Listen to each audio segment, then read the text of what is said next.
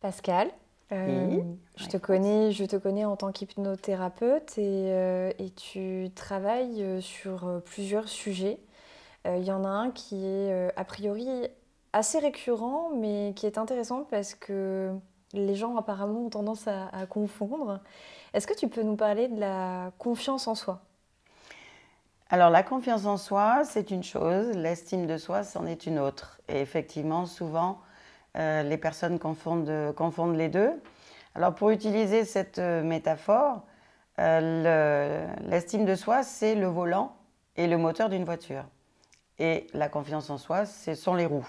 Donc, effectivement, le volant va donner une direction, on se met en marche, on pose des actions concrètes, et ces actions concrètes vont donner un retour d'information, un résultat et un retour d'information qui va permettre donc d'indiquer à la personne si elle est sur la bonne voie ou pas.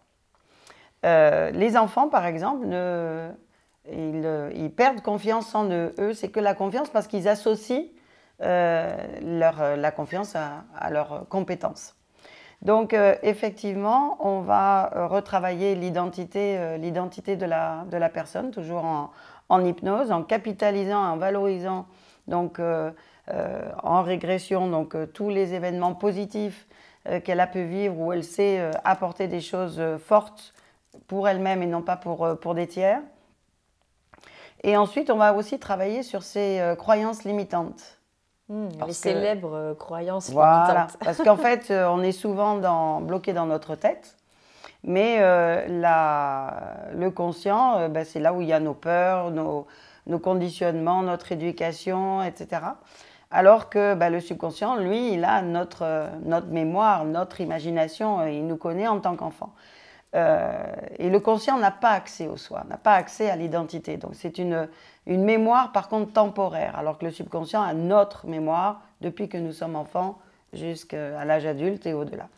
Et donc c'est amener la personne en régression, comme on dit, donc revoir des événements majeurs de sa vie où elle a accompli de belles choses et son identité, retrouver son identité en tant que bébé.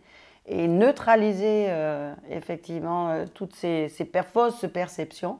Qui viennent parasiter Voilà, un peu. voilà. Donc elle va faire ce qu'on appelle des changements de perception. Elle va avoir une autre compréhension d'elle-même, de sa vie, et du coup elle va remonter avec ce réservoir Donc c'est une abondant. progression, il y a Voilà. la régression, Exact. et là... Voilà, et Ok. donc qu'elle va bien sûr utiliser dans son quotidien, et toujours pareil, en posant des actions fortes, concrètes pour elle-même, pour un mieux-être. Et comme je le disais dans d'autres épisodes, c'est que quand on a libéré, donc on s'est libéré de ces croyances négatives et que, et que l'émotion négative associée donc disparaît, eh bien le subconscient s'élance parce que l'énergie va toujours de l'avant, et donc la personne, elle devient un Jedi.